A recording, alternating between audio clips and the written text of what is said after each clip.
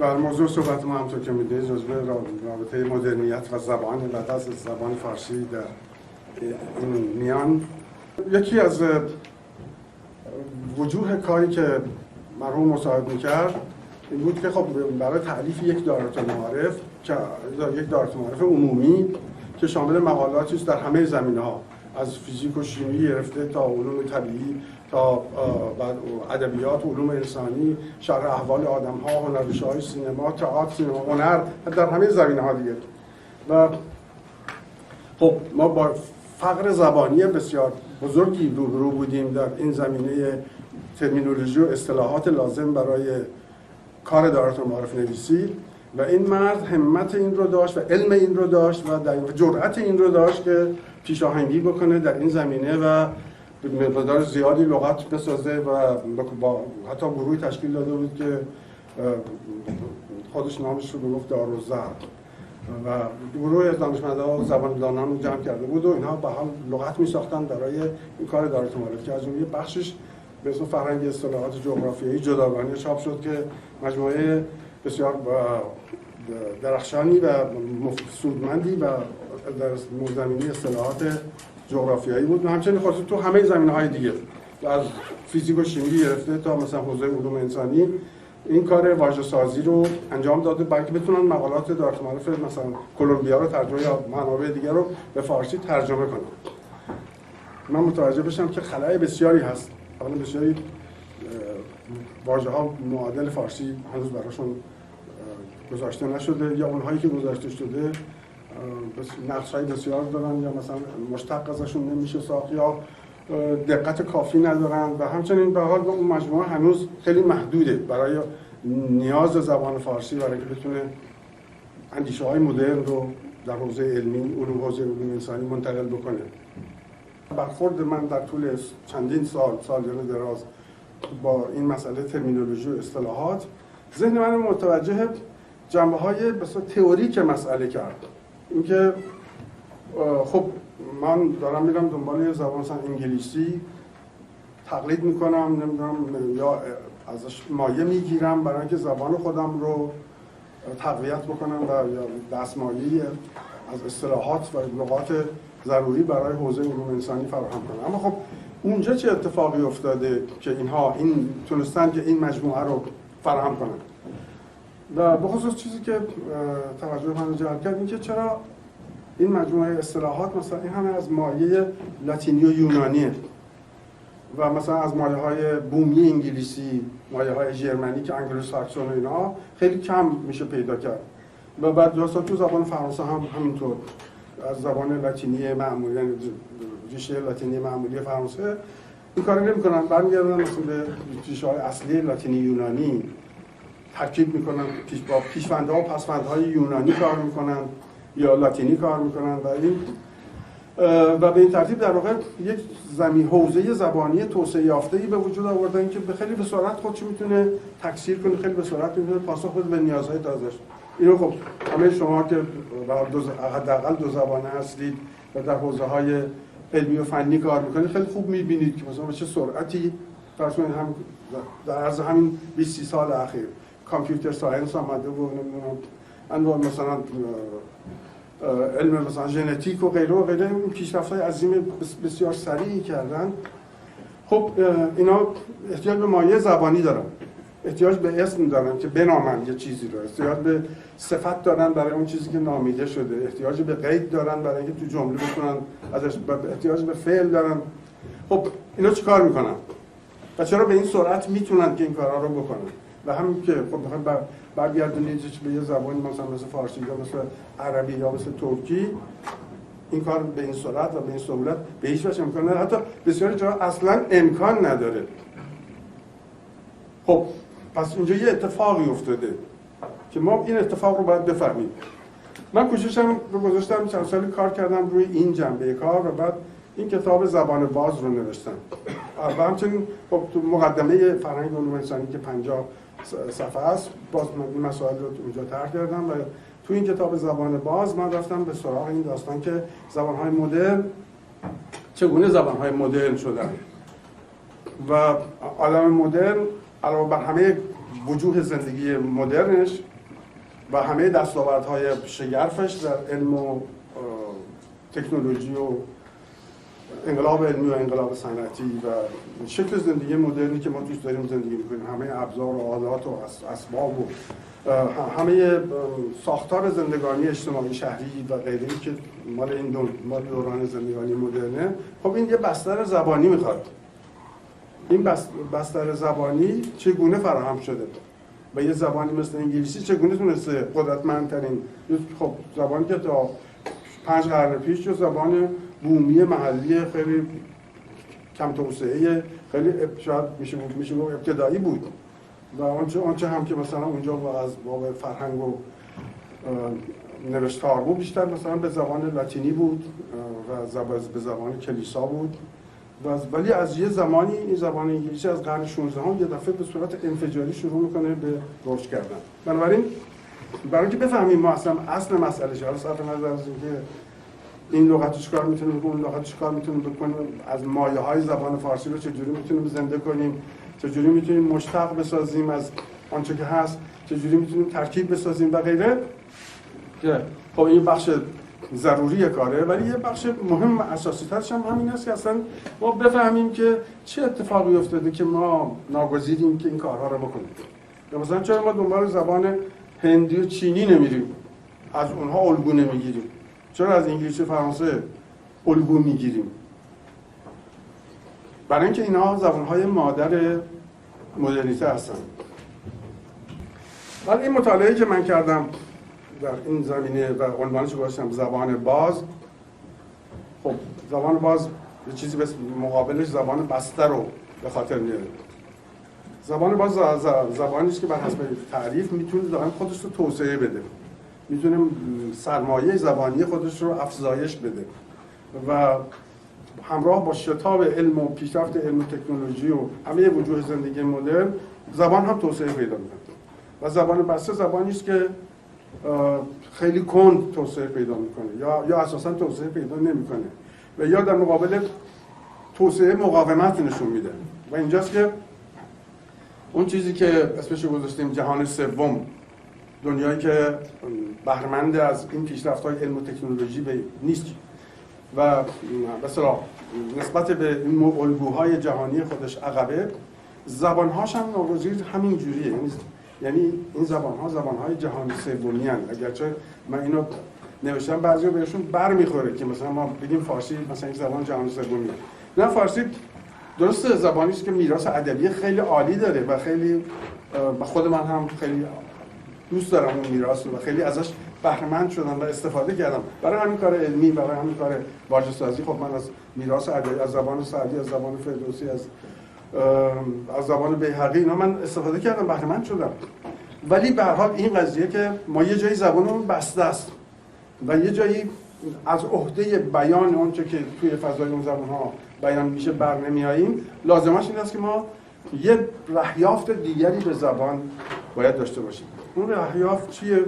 همون چیزی است که در این زبان‌های پیشاهنگ به اصطلاح مدرنیته مشاهده می‌کنیم و اون یک نوع رهیافت تکنولوژیک به زبان. اینا وقتی که شروع کرد از قرن 16 هم علوم جدید شروع کرد به آغاز شدن و پیشرفت کردن و مسئله زبان براشون مطرح بود و دنبال یک زبان و میدونستن که این زبان طبیعی که دارن این جواب نمیده، این مجموعه واژگانی که دارن جواب نمیده به اون نیازها که درش کارسپاندنس یک به یک باشه، تطابق یک به یک باشه بین ابژه و سوژه، بین مفهوم و مصداق. و این چیزی است که به حال زبان علمی دنبالش داره. زبانی که ضرورتاً نبایستی که آرایش ادبی داشته باشه یا مثلا خوش آهنگ باشه ضرورتاً یا موسیقایی باشه. واقعا اون چیزی که معمولاً تصوری که ما از زبان یا ایماژی که ما داریم، یا فکر کنم زبان علمی هم بایستی با الگوی زبان ادبی توسعه پیدا بکنه و باید خوش آهنگ باشه. ولی این زبان‌ها اینجوری توسعه پیدا نکردن. اینا در آغاز دنبال یه چیزی به عنوان زبان کامل بودن. این اومبرتو اکو یک کتابی داره The Perfect Language، کتاب خیلی خوبی است. راجع به این تاریخ این برخورد با زبان رو اونجا تحقیق کرده که اینا از اول مثلا حتی هنوز خب اسطوره‌های آفرینش کتاب مقدسی بر ذهن‌ها حاکم بوده، هنوز دستاوردهای علوم طبیعی مثلا منشأ انسان رو به حیوان نرسونده بوده و اون همه اون داستان‌ها و اینا فکر اون زبانی که میگن خدا در بهش به آدم آموخت که در قرآن هم هست و علم الآدم الاسماء کلها، این که خدا زبان رو به انسان داده و اون زبانی که آدم آموخته بوده پس حتما ضرورتا زبان کاملی بوده و اول مثلا فکر می‌کنن این زبان عبرانی بایستی باشه که زبانی است که به آدم آموخته شده. حتی یک نوع زبان سمبولیکی که مثل زبان طبیعی خلاصه وابسته به شرایط عاطفی خودش نباشه و مثلا فکر می‌کردن که یه چیز شبیه خط هیروگلیف مصری یا خط ایدئوگرافی چینی مثلا میتونه به درد این کار علمی بخوره، چون اون خطا مستقیم با ساختار فونتیک زبان ارتباط ندارن بلکه ایده اشیاء رو بیان میکنن به صورت سمبولیک. برای مثلا در قرن 17 ما لایبنیتس رو داریم که خب از پیشاهنگان بسیار مهم فلسفه مدرن است و فکر مدرن اینها. اون خیلی سخت شکوه میکنه از اینکه این زبان طبیعی جواب نمیده، یعنی کلمات توش ابهام دارن، سایه دارن. زبان طبیعی زبانی است که تو پراتیک زندگی انسانی شکل میگیره و بسیاری کلماتش حاشیه‌های معنایی دوم و سوم دارن یا حتی گاهی معناهای متضاد در یک کلمه هست.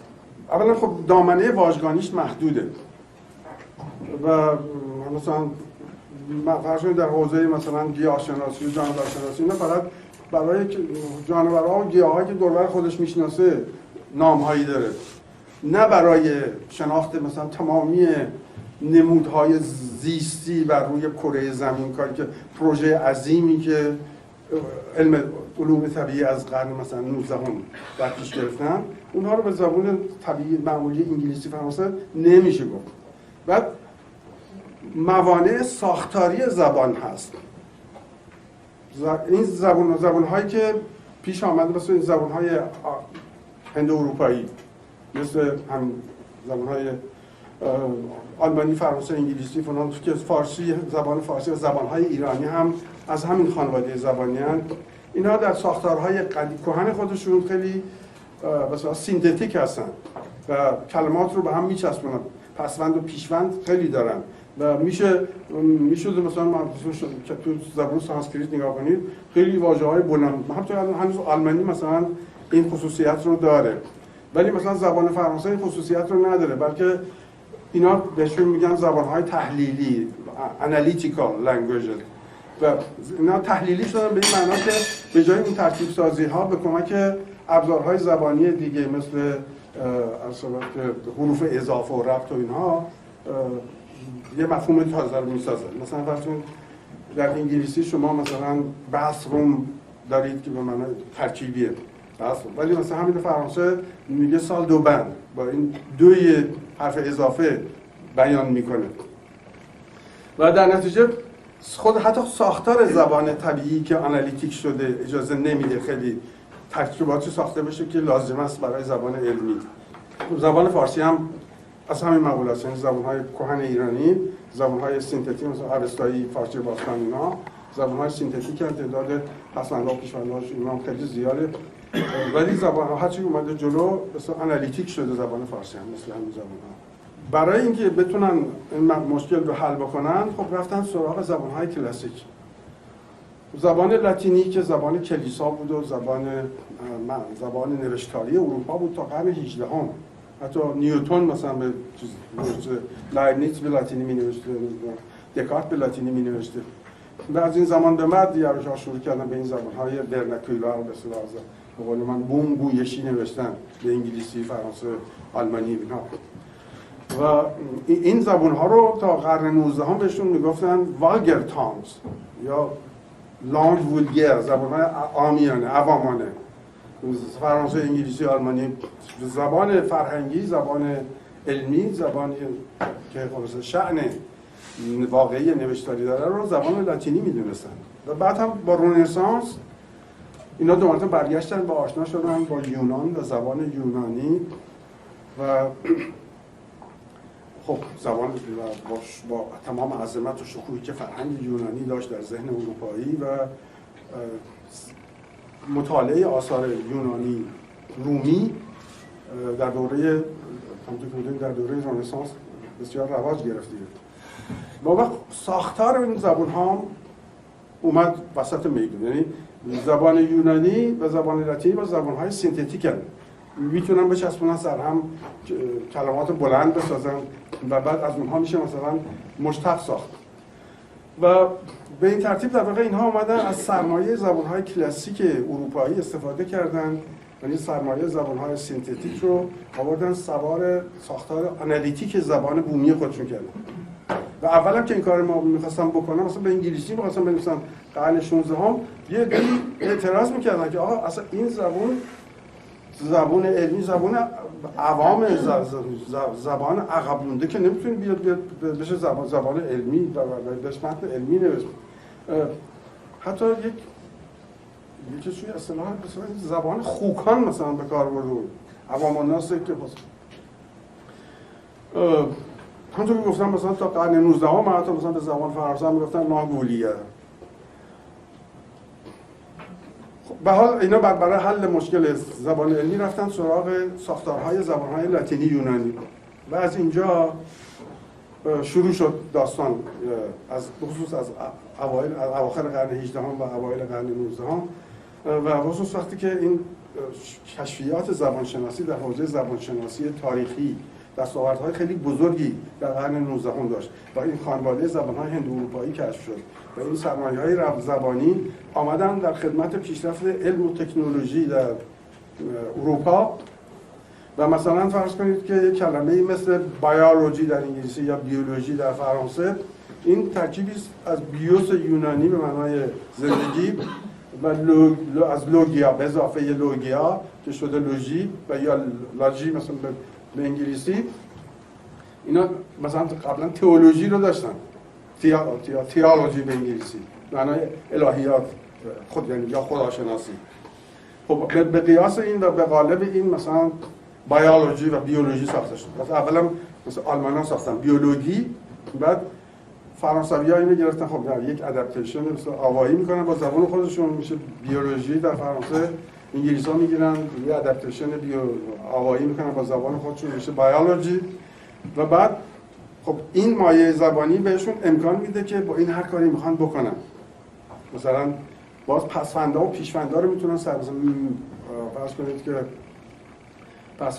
پیش‌فندهایی مثل ماکرو و میکرو، ماکرو به بیولوژی، میکرو بیولوژی و یا همه این پیش‌فندهایی که از لاتین یونانی گرفتن، پارا، پروتو، متا، ترانس، فلان بهمان رو میتونن سر اینا چه پیش مهره کنن و این کاری است که با زبان طبیعی انگلیسی و فرانسه نمیشه کرد یا بسیار ضعیف میشن. شما همینو بخواید مثلا بیولوژی رو بخواید به زبان بومی مثلا یا بومی‌تر انگلیسی بگید، باید بگید مثلا ساینس آف لایف مثلا، در باز با یه حالت اضافه باید به کار ببرید. یا فرانسه باید بگید مثلا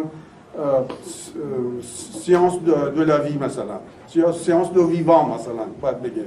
و وقتی که سر اینا شما نمیتونید پیش‌فند پس‌فند ماکرو میکرو فلان بذارید و در واقع تو قالب زبان طبیعی که بخواید بمونید هزار مانع ساختاری زبانی دارید.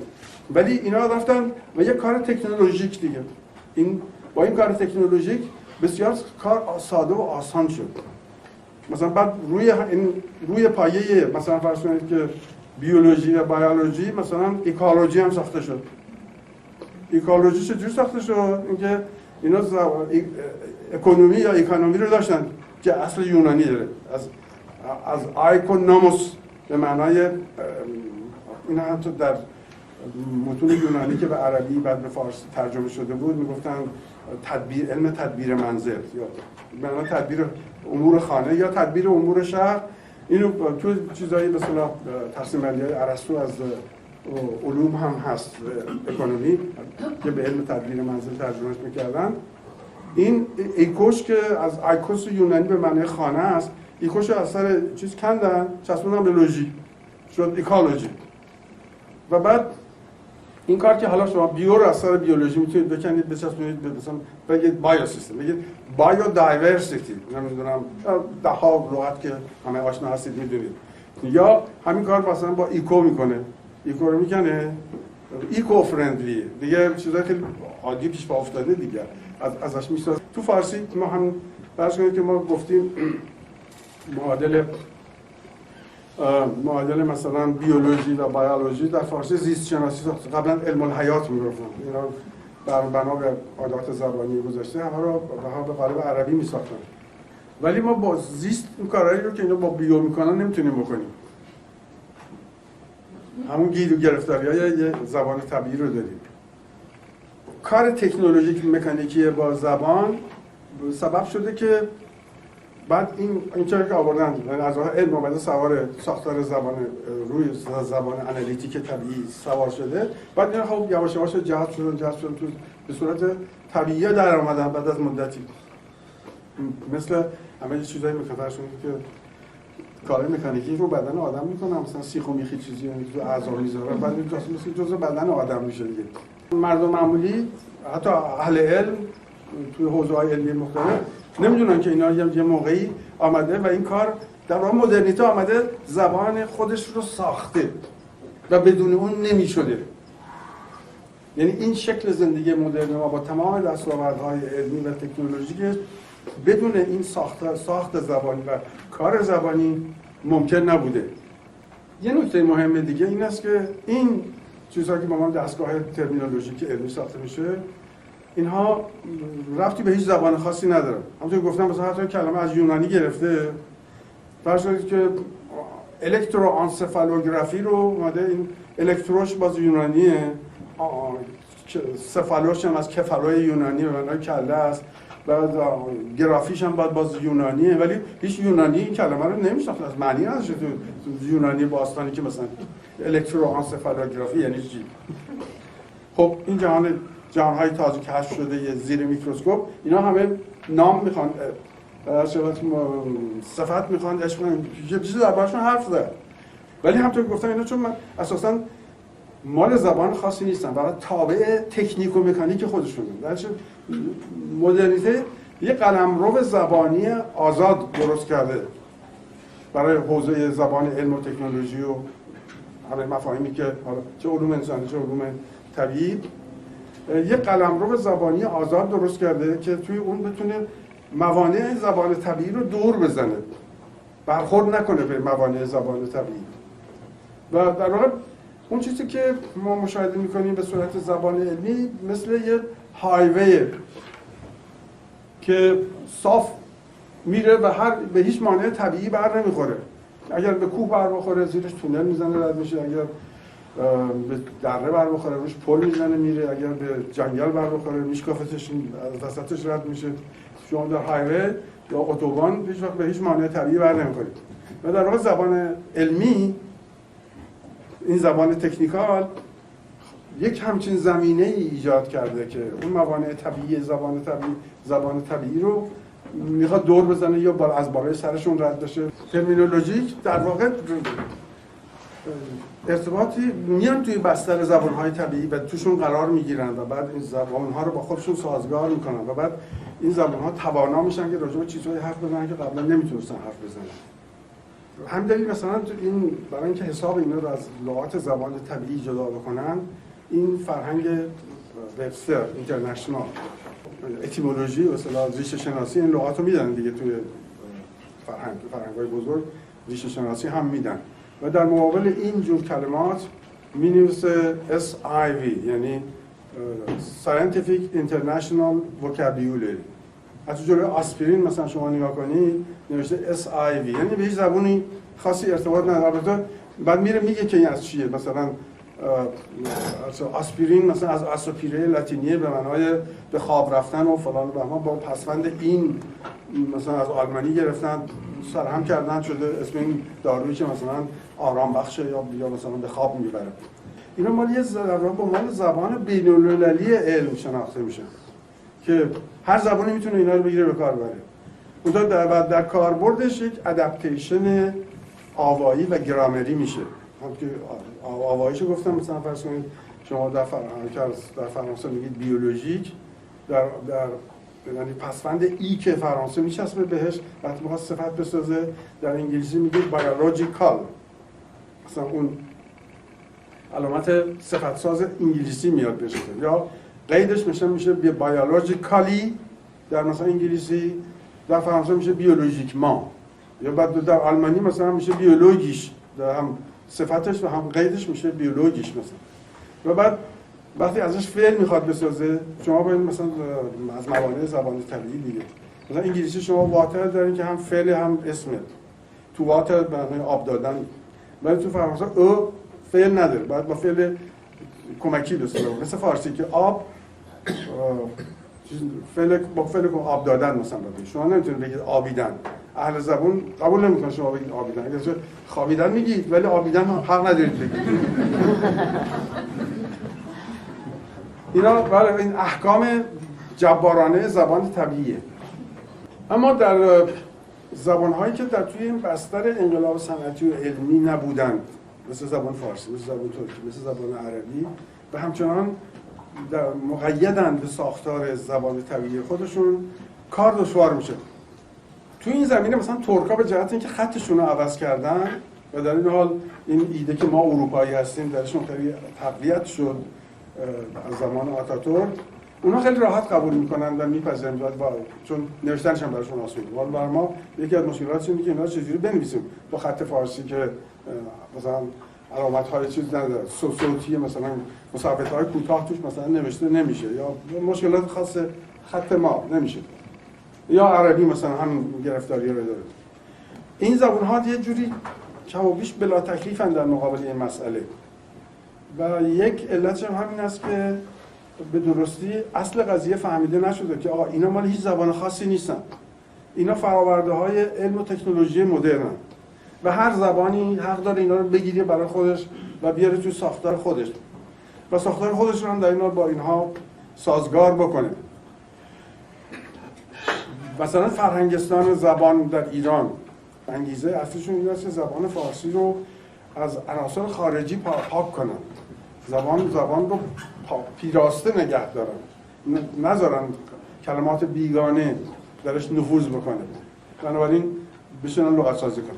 البته فرهنگستان اول در واقع حرکتش در این جهت بود که عربی رو در فارسی کم بکنه و در واقع فارسی رو احیا کنه. از این بابت خیلی هم خدمت کردن، یعنی اینکه علم الحیات جاشو داد به زیست شناسی، این مال کار زبانی فرهنگستان اول بود و بسیار لغات دیگری که یه چرخشی بود در ذوق زبانی ما، مثلا چیزی مثل فرض کنید بارومتر میشد میزان و زغطه،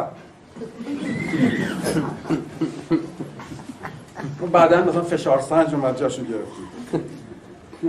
و من سالها پیش میرفتم پیش دندانسازی که خیلی پیرمرد بود اون، من جوان بودم و پیر بود، و اصلا تحصیل کرده قدیم دارالفنون هنوز مثلا نمیگفت جویدن، میگفت عمل مزق.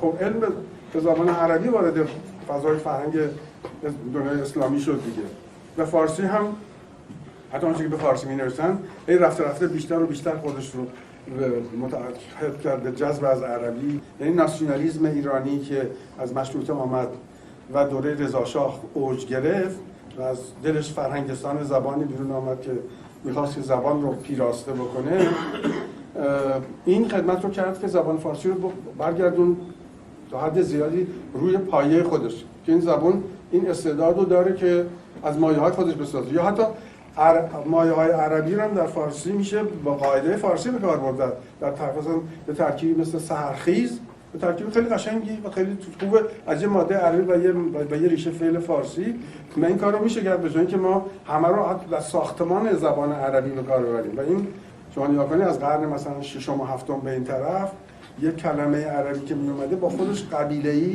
همه قوم و خویشاشو می آورده. مثلا صدق که می آمده تصدیق و صادق و مصدق و مصدق و نمیدونم چه همه اینا رو با خودش می آورده. اینا قبیله‌ای کوش می‌کردن به زبان فارسی.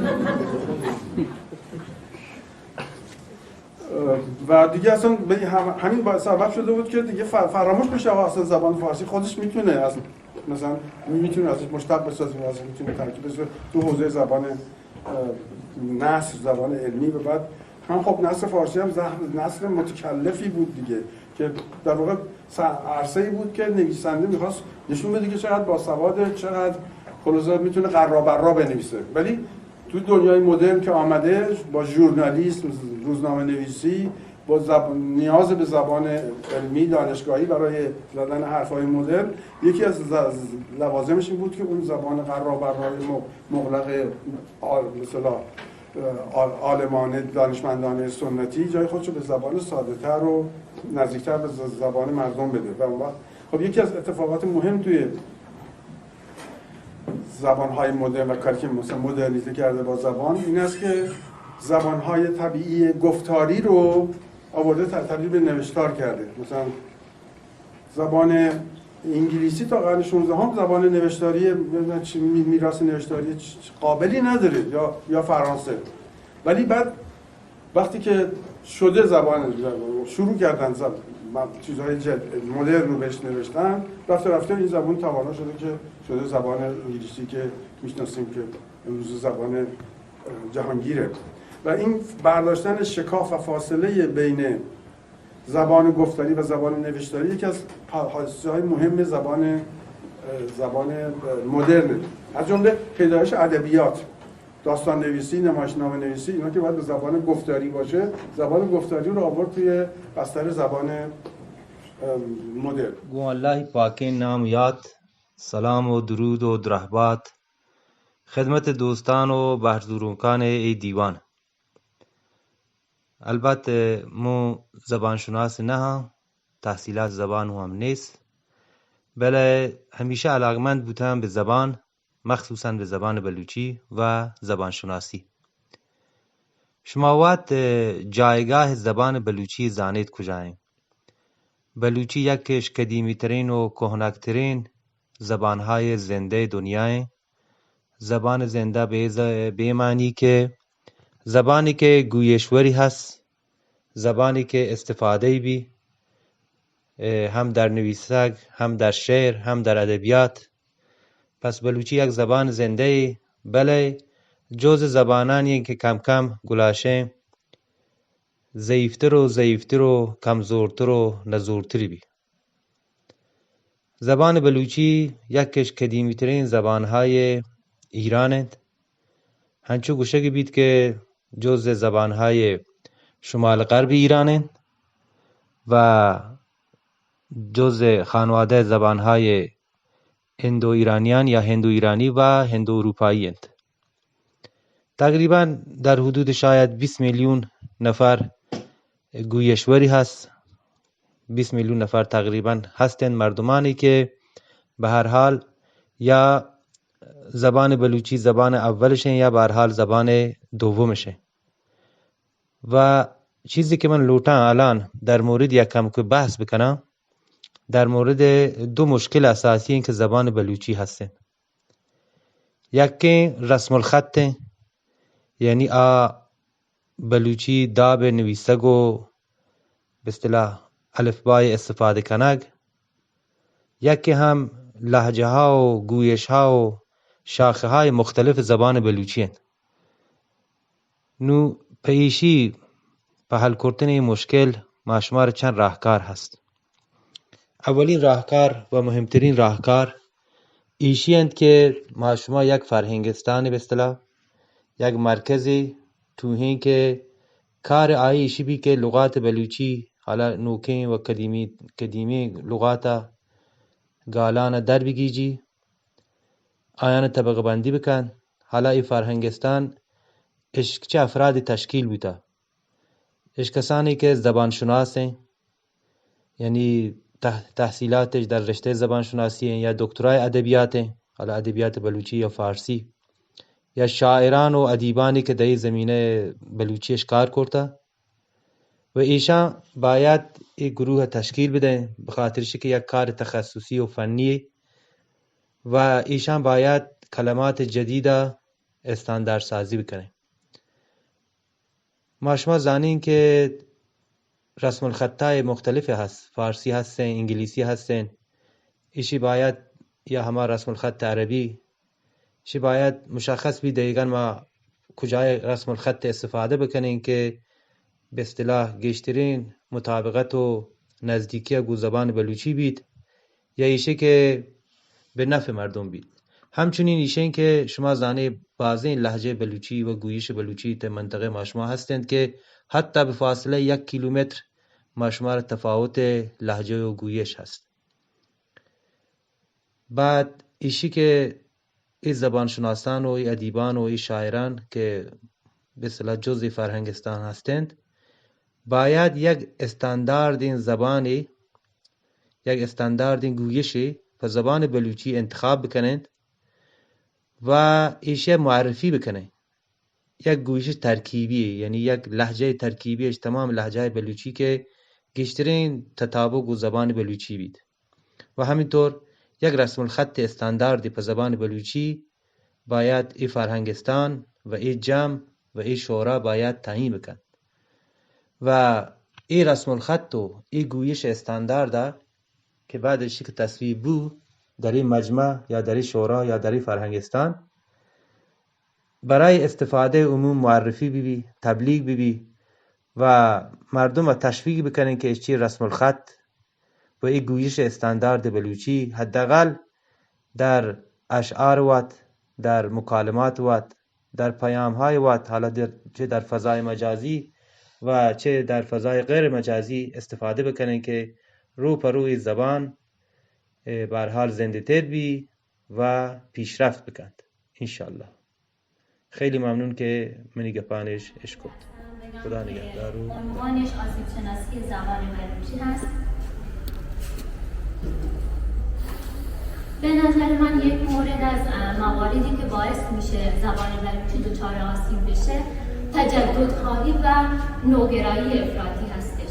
حالا صنعتی شدن و شهرنشینی و اینا به کنار، اما عده‌ای از افراد بلوچ هستن که میان ظاهر خودشون رو کلا تغییر میدن و علاوه بر این تلاش میکنن که زبان مادری خودشون، یعنی زبان اصلی خودشون رو یه جورایی پنهون کنن و یه جورایی از کلمات خارجی یا کلمات دیگه توی زبان بلوچی استفاده میکنن و زبان بلوچی رو میان با زبانهای دیگه تلفیق میکنن که این باعث میشه به تدریج زبان بلوچی رو به نابودی بره. لب به کلام، از اونجایی که فرهنگ وابسته به زبان هست، با مرگ یک زبان فرهنگ وابسته به اون در معرض نابودی گردید. خب راجع به زبان من اگه کانتکست از خودم بگم که درست گفتن، من خودم آدمی هستم که تا 12 سالگی خارج از شهر باید زندگی کردم. خاطر همین زبان بلوچی من اونقدر خوب نیست که الان بخوام صحبت کنم. ولی خب من بیشتر کانتکست بردم سر همین قضیه خود زبان و حالا آسیب شناسی و برای چند چیز جالب که شاید واسه شما هم جالب باشه. و خب اولش میخوام از یک بیس تاریخی شروع کنم واسه شما و اینکه بیمون راجع به این صحبت کنم. زبان بلوچی که ما الان صحبت میکنیم که یک چند تاریخ به طور کاملا متفاوت تعریف میشه. من کتاب تاریخ بلوچی، یک کتابی دارم از پدرم به اسمش تاریخ بلوچستان، اونجا میاد صحبت میکنه که بلوچ‌ها قومی هستن که از بنی اسرائیل اومدن و خب اونجا داره در این توضیح میده که موقع نوه حضرت سلیمان میاد به این منطقه و حالا زندگیش کنه. من دوستی دارم به اسم عطابک خوجندی، ایشون تاریخ‌شناس و زبانشناس زبان فارسی توی ازبکستان. ما راجع به امپراتوری بکتریا واسه من صحبت کرد. من نمیدونم فارسیش چی میشه حقیقتا، چون تحقیق نکردم راجع به اون. ما بهش میگیم بکتریا حضرت ازبکی. بکتریا امپراتوری بوده که همونطور میتونید ببینید از شمال شرق ترکستان بزرگ میاد و به هند دوباره برمیگرده و قشنگ همین سایت میگیره. و خب این به اصطلاح چی بکتری‌ها دارن، اون زبان هنری که دارن، از اون آرکیتکچرایی که میشه دید، از اون هنری که بوده و قشنگ میشه توضیح داد که این بین ما هم هست. برای همین ما هیچ وقت نمیتونیم دقیقاً توضیح بدیم بلوچستان دقیقاً چجوری بوده. در رابطه با تاریخ ساسانی بلوچستان باید بگم که ایران رو باید به چند قسمت تقسیم کرد که حالا من بخوام بیام که این نقشه اکمل امپایر یا به اصطلاح امپراتوری هخامنشی. خب ایران در اون زمان به چند بخش بوده و هر بخشی رو اونا می اومدن برای خودشون یک به اصطلاح حالت ایالت میذاشتن واسه خودشون و یک ایالت بزرگ بود. همونجا به خاطر این اتفاق افتاد که خاندان‌های زیادی بودن که در به اصطلاح توی ایران زندگی می‌کردن و هر کدوم میتونستن حالا یه چیز زندگی کنن. مثلا قسمت پارتیزان‌ها نزدیک کویت، ماه‌ها بالا و اینجا میاد ما بلوچستان رو توضیح میده و همینطور آذربایجان که اینجا میاد دو توضیح میده که میگن یک قوم بودن، یک خواهر و دو برادر. آتروک و مدیا خواهرشون. مدیا میره شمال، این چیزی که من از دوست ترکیه بیشتر فهمیدم، میرن توی شمال شرق، میرن توی جنوب شرق ترکیه زندگی میکنن. آترو میشه آتروپارتیه که خب شاید پیدا ببینید میشه آذربایجان که میشه آکاتیا که حتی امروز هم اگه بریم اونجا آکاتیا هنوز اسم خودش هست و امپراتوری آکروپارتیه که میاد اینجا و خب اینجا دوست من میاد واسه من توضیح میده که میگه که ببین اینجا یه ذره تاریخ با هم دیگه چی میشه با هم میخوره، چون از در بسیار تاریخ شناس هندی میاد اینجا زمانی که امپراتوری سند شکل گرفته، برای همین ما دقیقا نمیتونیم بگیم. لذا پس اون به من گفت اگه بخوام توضیح کاملی راجع به بلوچستان واسه تو بدم پس بهتره که بگم بلوچستان یک هایبرید، یک منطقه‌ای در واقع برای اتصال به ایران که ترکیبی از بکتری‌ها و همینطور به اصطلاح امپراتوری سند و همینطور آکروپارتیه در ایرانه. لذا ما نمی‌تونیم دقیقاً به چه شکلی هست. من مطمئنم شما بهتر راجع به چیزا می‌دونید و این چیزی که حالا من راجع بهش می‌دونم. این نقشه زبانی ایرانه. داشت مزاله استرس دارم، عجله دارم. این نقشه زبانی ایرانه. همونطور که عارف جان گفت زبان فارسی خب خیلی فراگیر بوده. خب اما دقیقاً اون اتفاقی که واسه به اصطلاح قفقاز میافته واسه بلوچستان هم اتفاق میافته. چیز ساده یه کوه. واقعا همینجوری به اصطلاح بهش میگم چیز ساده یه کوه دشت. چه چیزی باعث جدایی زبان میشه؟ همینا. من به عنوان مثال از خانواده عمران یک خانواده دیگه تو همین شهر کاملا متفاوت با من صحبت میکنن. خاندان جدگار با ما بلوچا خیلی متفاوت صحبت میکنن. شهرها به شهرها با هم دیگه متفاوت صحبت میکنن چون اون بیس اصلی بلوچی نداریم و همونطور تو اختیاره دیگه. من جلوی برامون میگه که نه بلوچی اصلی شد اینی که من حرف میزنم، بلوچی اصلی اونی که شما حرف میزنید. خب زبان این مثلا نقشه زبانی ایران چیزای خیلی جالبی داره که شاید شما مثلا جا انداخته باشید که در به اصطلاح جنوب ایران حتی در مسقط و به اصطلاح چی هم این اتفاقا هست. همونطور که تو هم گفتی در کل پلاتوی بلوچستان، پشتو و دری، تاجیکستان و همینطور یک کانتکست خیلی جالب که هفته قبل من راجع به صحبت کردم اون چیزی نیست جز اوستیا. اوستیا داستانش ذره عجیب غریبه. در دوره بعد از فروپاشی هخامنشی‌ها یک عده از آدمایی که توی دقیقاً مربدش زندگی می‌کردن میان و برمیگردن به سرزمینایی که میگن ما از اونجا اومدیم و در زبان قدیمی فارسی به خودشون میگن بربازان، یعنی کسانی که بازگشتن به سرزمین خودشون، اونم باز اون به اصطلاح چیه خودشون و اونجاست که میرن اوستیا و آلانیات و خب الان من دقیقاً خیلی جالب دارم که شما جالب باشه. Persian, Dari, Tajik, Kurdish, Pashto, Balochi, Tat, Ossetian. The Lord's Prayer. Our Father, which art in heaven, hallowed be thy name. ای پدر آسمانی ما، نام تو مقدس باد. ای پدر آسمانی ما، نام تو مقدس باد. ای پدری ما که در آسمانی، اسم تو مقدس باد. باو می از مانا، نام ته پیروز به. ای پاسمان که زمون پلارا، ستانم دی پاک وی. او میپت که برزی آسمان آئے تای نام شرفدار باد. ای برو هوا بره پیر ما، نام تو مقدس شد. نوالار ونفد شغده گود دنم. زبان اوستیایی خیلی واسهتون جالب بود که چقدر عجیب غریب صحبت میکنن. درسته؟ به خاطر اینکه بعد از فروپاشی امپراتوری هخامنشی وقتی اونا برگشتن تا همین امروز به خاطر اون چیزی که در ارمنستان و یونان وجود داره، زبان ارمنی و زبان یونانی چرا این همه اینفلوئنس دارن در زبان‌های دنیا؟ چون قدیمی ترینن، هیچ تغییری نکردن، میشه گفت تغییر کاملی نکردن مثلا اون بیس رفتاری خودشون رو نگه داشتن. حالا واسهتون جالب بود که چرا اینقدر زبان‌های فارسی با هم دیگه فرق دارن. اینجاست که بحث اینفلوئنس و تاثیرات میاد.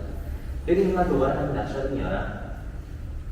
همونطور که دقت می‌کنید خود ایران زبان فارسی ما بوده من الان دقیقا زبان اصلی فارسی هم در دوره هخامنشی و پهلوی و ساسانی که آقای آرام حتی من گفتم که بکنی واسه اونم میارم واسه شما دقیقا به چه شکل صحبت نشده. اما اینجاست که اینفلوئنس میاد تغییر میذاره و همونطور که دوستان گفت که آره یک تلفیقی از امپراتوری ها به اصطلاح پلاتوی بلوچستان، درستش اینه که ما بیایم از کلمه پلاتو استفاده بکنیم چون کل منطقه بلوچستانه، پلاتوی خراسان، پلاتوی ایران، فلات ایران، پلاتوی به اصطلاح قفقاز و همینطور لیبیا. اینجاست که به اصطلاح میاد این چیزا میاد با هم دیگه روی کراش میشه و با هم دیگه میاد زبانی تشکیل میده. ولی چی تلفیق به اینفلوئنس عربی داره، هندی و سانسکریت داره و همینطور پشتون داره و همینطور اینفلوئنس زبان خود که همون ریشه اصلی زبان فارسی که به این تغییر اینفلوئنس آمده. تاجیک اینفلوئنس کاملا ترکیک داره. خیلی ما شاید اشتباه بگیم ترک‌ها آریایی هستند ولی نیستن. ترک‌ها کاملا از به اصطلاح از قوم آیریز اومدن و با ما فرق دارن و صرفا اینو میگم چون خیلی از دوستان من تو آذربایجان فکر میکنن که ترک‌ها آریایی هستند ولی این نیست. و خب همونطور می‌بینید نقشه زبانی ما خیلی متفاوته و اگه بخواید اوستیا رو ببینید کلا این وسط کنده شده و هیچ چیزی این وسط نیست چون اینجا ارمنستان قرار داره، آذربایجان قرار داره، همینطور ساکارپلو یا گرجستان. این اسمی که ما روش گذاشتیم. و خب یه چیز خیلی جالبه، ما اسم کشورها رو دقیقاً به خاطر اینفلوئنس کشورهای خارجی میذاریم. درسته؟ ما به آلمان چرا به آلمان میگیم آلمان؟ چون فرانسوی‌ها بهش میگن آلمان. تأثیری که زبان فرانسوی روی ایران گذاشته.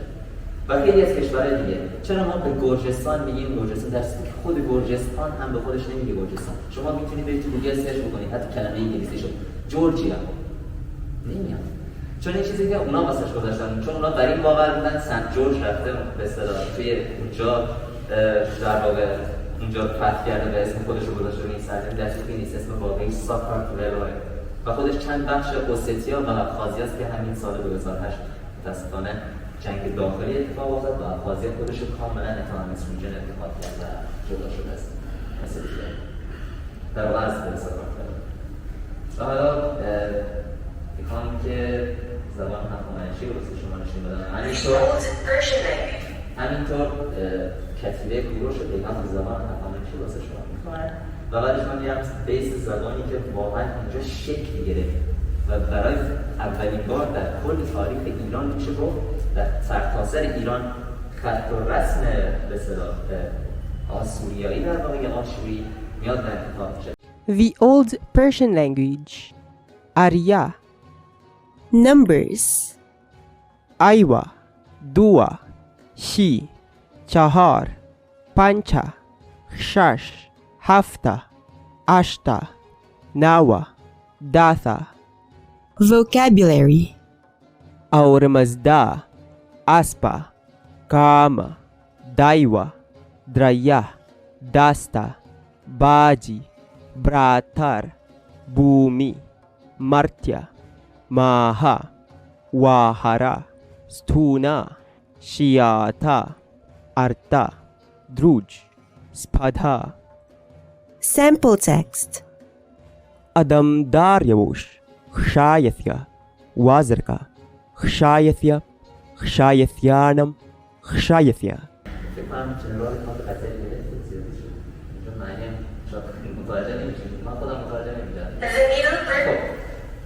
خب دیدین که چقدر فرق میکنه نسبت به چیزی که ما الان صحبت میکنیم. واقعا اقتضا فرق میکنه. ما هیچی نمیفهمیم. شاید ما به عنوان یک بلوچ تو کلمه وار، پت، رات بودنیم. خب ولی بقیه چیزا رو نمیدونیم. خب حالا من میخوام یه چیزی بگم.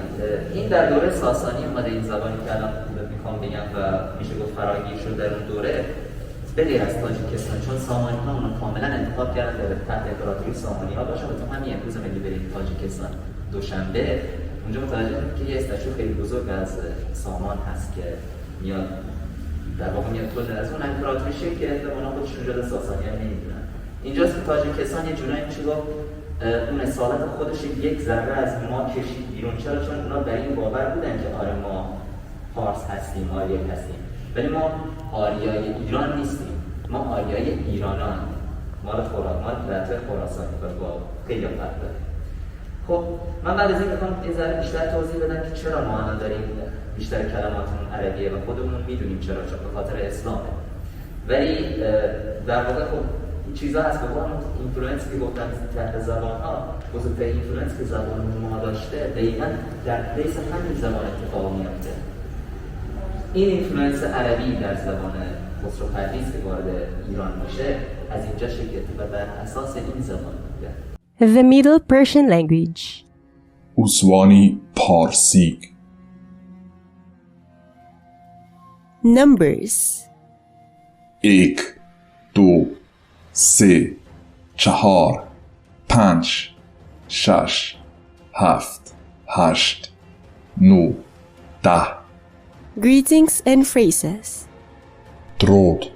درود ابر تو، پدرود، بامداد خوش، اوزرین خوش، ایوارک خوش، شو خوش، پد آزادی دارم، درست مدهی.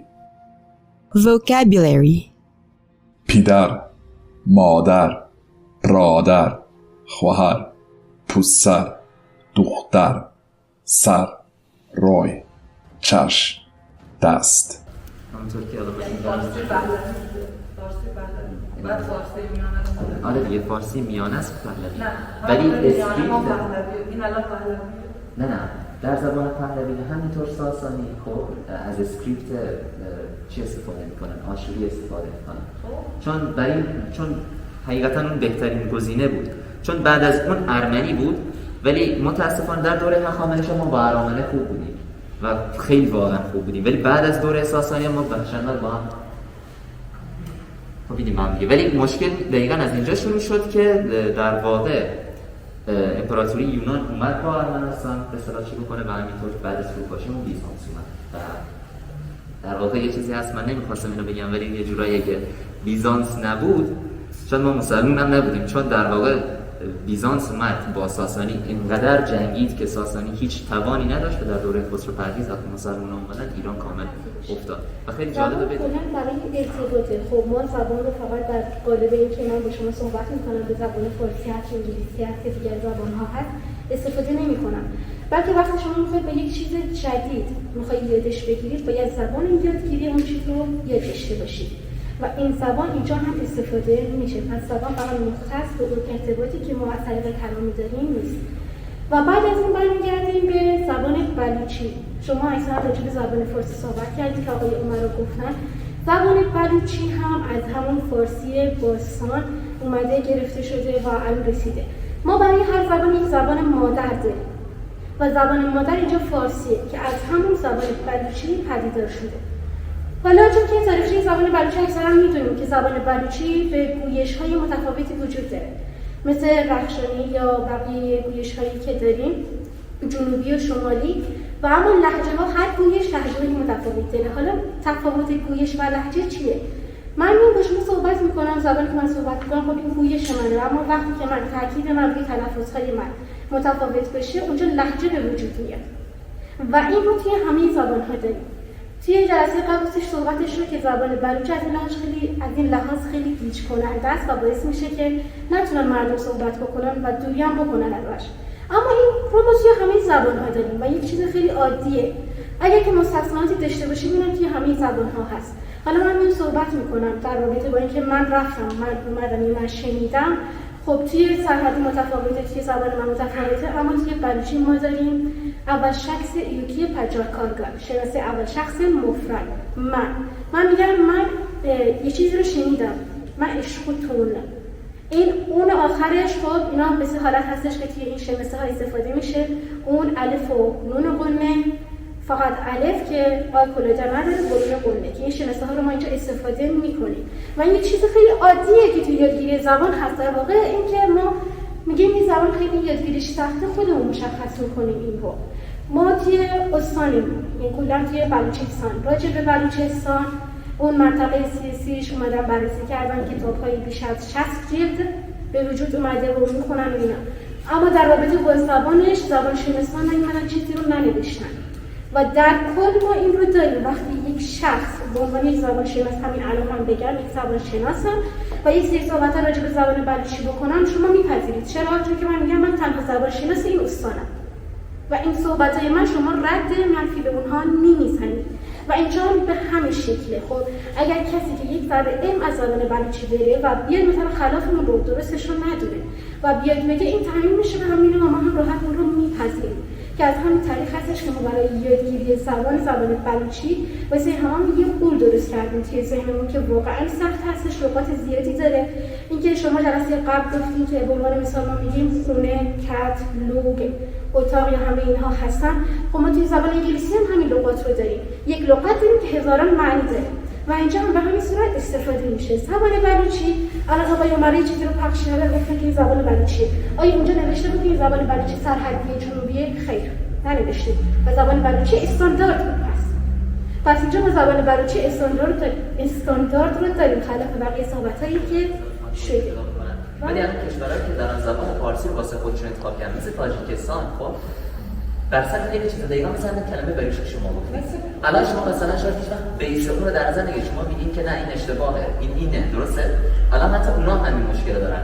اونا میگن نه ما نمیخوایم عربی نایز بشیم، نمیخوایم مثل عربا باشیم، بخاطر همین اومدن سیریلیک گذاشتن خط روش‌داریش. واضح شاخص همه هستیم، واضح مؤلفان هستیم، اما فهم که به هر حال قاطع‌تر هم توضیح داده امروز که ملتان بودن که وقتی پجار معرفی بکنه به دیگه ملتان این سری شاخص ها لازمه، این مؤلفان لازمه. حالا بعضی هستن که وقتی سرزمین رو معرفی کنه، بعضی هستن که وقتی دو برویده و فرهنگش رو معرفی کنه. به هر حال یکی از مهمترین شاخص ها ما همین زبان رو که به هر حال زبان شناسان که یادن تو بالاخره این که زبان کارمرز کنه تو وجودی کنه در ارتباط واضح یادن تو همین زبان یک اشکال مختلفش به هر حال گونه در نظر گرفته. بعضی هستن که زبان بدن معرفیش کرده، بعضی هستن که زبان هنر، زبان موسیقی. خیلی هستن که معتقدن که موسیقی زبان مشترک بین انسانان و خیلی معتقدن که عکس به هر حال تو هم که ارتباط برقرار کنه. نقاش هم معتقدن که به هر حال نقاشی و حالا کار نداریم. بحث دارم که اهمیت بالای زبان یحته برای ما معرفی بکن تو به هر حال تاریخچه یحته برای ما روشن کن. اما در ارتباط با زبان بلوچی حالا توضیحات ارائه بود که ما بهم که حالا خیلی هستن بالاخره معتقدن که زبان بلوچی یک چیز بازمانده یا از پهلوی اشکانی، باز خیلی هستن که ایشه رو رد کنیم، خیلی هستن که به هر حال با توجه به مشخصه که تو معرفی رو تو در واقع خدمت یعنی تو بررسی کنه، خیلی هستن همگه تو یعنی تو به هر حال زبان بلوچی حتی قدمتی رو بالاتر از پهلوی اشکانی زانن تو ایشان. حالا کار نداریم، خیلی هم یحته تو رفتار ایشه یحته به سرحدی و مکرانی ترگی کرده و به شرقی و غربی حالا کار نداریم. یحته باز همشان جنده در همه راستا یحته تو یک سری لهجه‌یانی مثل ما بگیم که خانم به هر حال ارائه کو لهجه رخشانی، لهجه مکرانی، لهجه سلیمانی که به هر حال موقعیتاً جغرافیایی‌اش و ایشان فرق کنیم. اما فهمتم که در ارتباط با یک شخص خبر کنم که یک مزنی جهدی برای زبان بلوچی انجام داد ایشاره که تا ابد که ابد ما بگو زبان بلوچی مدیون این شخص به نام سید ظهورشاه هاشمی، یک ادیب و یک زندکاری که یک تو بالاخره این جهدی انجام داد در آز جغرافیای بسته، در فرهنگ بسته، در به هر حال فضای بسته یک تو زبان بلوچی یا تو مکتوب کو در واقع. خب ما بهم که دانیم تا قبل از سید ظهورشاه بهم که به هر حال زبان نوشتاری زبان بلوچی فارسی بود. سید ظهورشاه هاشمی یک تو به هر حال جهدی انجام داد و یک تو به هر حال رسم الخط سید گنجی ابداع کرد. به هر حال خیلی از کلمات و خیلی از در واقع آبایان یا مکتوب کو مثل نون قنه، مثل خیلی از حروفان یک تو به هر حال این شیری ابداع کن و انگد که انگد هم به هر حال در کتاب بلوچی سیاهک راست نویسر یا روش نوشتاری زبان بلوچی انگد هم هست ایشان که و زبان شناسان ایده مهمه که زبان شناسان بگیم که زبان بلوچی یکی از همه زبانانی که از لحاظ قواعد و از لحاظ دستوری و از لحاظ وسعت واژگان به هر حال خیلی زبان غنیه، خیلی زبان غنیه که اشاره ما گنده در اشعار به هر حال گذشتگان و در اشعار به هر حال ادیبان گنده اشاره. اما یک دیگه موضوعی هم هست که چسبتت که ما شما هیچ کدام به هرای دوستان به این موضوع اشاره نکنم آسیب شناسی بلوچی که این حال زبان بلوچی و که چه پیم بوده چه اتفاقات که زبان بلوچی حتی بالاخره چشکایی بوده.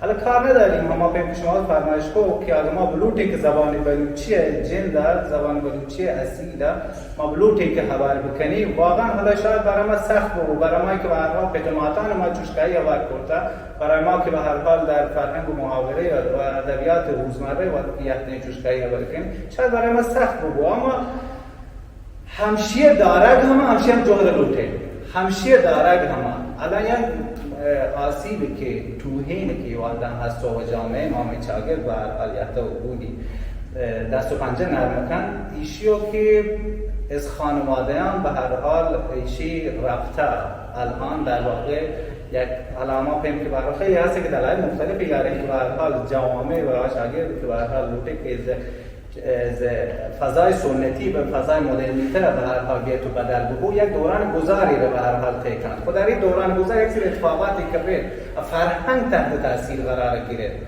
که زبان همه به هر حال چیزی جز فرهنگ نه زبان که ریشه‌ای هست در فرهنگ به هر حال چرک جهت در فرهنگ ما تا دو رو بیده ما ایشی به هر حال تحت تاثیر قرار گرفته ایشی که به هر حال در خانواده ما فراموش بوده ایشی که به هر حال ما ترجیح دیم که وقتی چوکان و فارسی بیشتر خبر بکنید یا به هر حال فخر کنیم غند دلی آب و زمانی که چوک ما بدون لهجه فارسی برکن احساس خوشحالی کنیم ایشی در واقع یک ضعف توهینی و ایشی یک ضعف توهینی که ما باید اول از خانواده‌ان وقت شروع کنیم و همه چوکی که به هر حال یحته در دوران دبستان تمام کرده راهنمایی یحته رسیسه در واقع توانیم بگوییم که خیلی روان توان در واقع فارسی خبر بکن فارسی در واقع بنویسید بوان دیشره خود چه اشکالی هست که اگر که ما این چوک رو یاد بدیم که بلوچی هم بوانه چه نیشی که فقط خبر بکن حتی بوانه حتی بنویسید خودتوان شعر بوانه به بلوچی و دومی که مورد همه که به نظر من باز هم از همه اهمیت در واقع از اهمیت و از همه جنبه یکی سیستم آموزشی ما این خلل در سیستم آموزشی ما همه اصلا که مروزی به هر حال که ما که به هر حال لوتین که متوجه رو معرفت کنی یا به هر حال پروت یک اصالت خاص ما پروتین قائلین در کشور ما و در سیستم آموزشی ما انقدر به این موضوع باید آتن نبود نه فقط به این موضوع حتی به هر حال انقدر دوستان یک چند شب پیش گفتگوی گفت که حتی در کردن زبان کردی الان یحته رسیسه که در مقطع ارشد حتی 2 واحد فکر کنم که تدریس بود اما بلوچی ما انقدر منطقه خب ایشی یک تولی جهد کنگی لوٹی اما پیم کوسا دارم گو حالا فرهنگستان درست و که ببی یک همچین جای یک فرهنگستان در مقیاس بزرگتری بود و به هر حال که در نظر بگیره که در واقع توانیم بگیم که یک آرمانی چیزی برای ما که در الفبای انقدر منطقی فرهنگستان زبان بلوچی فعلا که برای ما به نظر مون چو احساس کنن که آرمانی چیزی اما ما توانی که در شهر وقتی حالا به هر حال جوشین نشستانی در شهر وقتی به هر حال بیاین و یک انجمنهای ادبی در واقع انجمن ادبی ساخته و به هر حال زبان بلوچی ایشان ما از هم در استارتی بجنین شروع بکنیم ما ایشی به نظر من باز یک بارقه امیدی هم تواند که ببین و که به ذهنم رسید عرض میکنم حالا به تناسب رشته خودم ببینید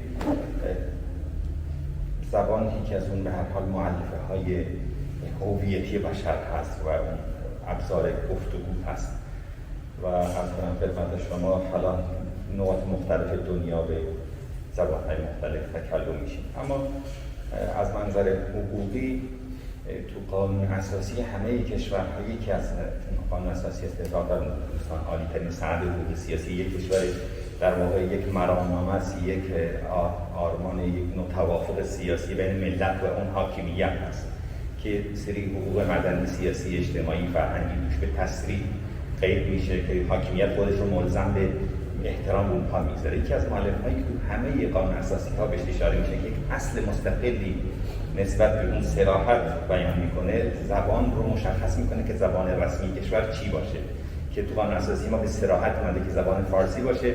حالا این انتخابش بستگی داره به مؤلفه‌های مختلفی. یکی از اون مؤلفه‌ها غالب بودن اون زبان در قلمروی وسیع از اون کشور هست و مؤلفه‌های دیگر. ولی تو کشورهای همسایه‌مون نگاه بکنیم، خیلی از کشورها دو زبان رو اومدن به عنوان زبان رسمی، چون جمعیت غالبی که زبان شماره یک و دومی غالب بشه نبوده، اینطوری که خیلی استیلا و چیرگی قابل توجهی داشته باشه. من به طور مثال عرض می‌کنم، پاکستان دو زبان اردو و انگلیسی زبان رسمیش هست، افغانستان دو زبان پشتون و فارسی زبان رسمیش هست، عراق دو زبان کردی و عربی زبان. اینا که عرض می‌کنم مستند هست به قانون اساسی این کشورها و چون یک زبان تونسته غالب بشه به لحاظ سیاسی، به لحاظ اجتماعی، اومدن در واقع دو زبان رو زبان رسمی کشور اعلام کردن و مکاتبات و به اصطلاح مراسلات اداری به هر دو زبان مرسوم هست. و زبان‌های گروه‌های دیگری که اقلیت هستن هم باز هم در راستای همون تسریع حقوق اجتماعات مختلف و اون خورد فرهنگ‌ها به تسریع قید میشه تو قانون اساسی کشورها. حالا تو قانون اساسی کشور ما به تسریع همه اقوام قید نشده، فقط کلی بیان شده که اقوام میتوانند در واقع در محل خودشون به زبان خودشون به قول معروف استفاده بکنن و آموزش هم داده بشه. خیلی البته کلی اشاره شده، مقطعش مشخص نشده. حالا دوستمون جناب آنازی اشاره فرمودن که به هر حال خردها از ما تو حوزه مسائل فرهنگی آموزشی دیگه سالها جلوتر هستن. تاثیرگذاری که در ساختار قدرت در پایتخت دارن، اینو تونستن مصوب بکنن تو فضای آموزشیشون داره رسما تدریس میشه، وارد به نوعی تحت عنوان یک واحد درسی دو واحدی به جایی که من اطلاع دارم حالا اختیاری یا الزامی در راستای همون واحدهای عمومی داره ارائه میشه.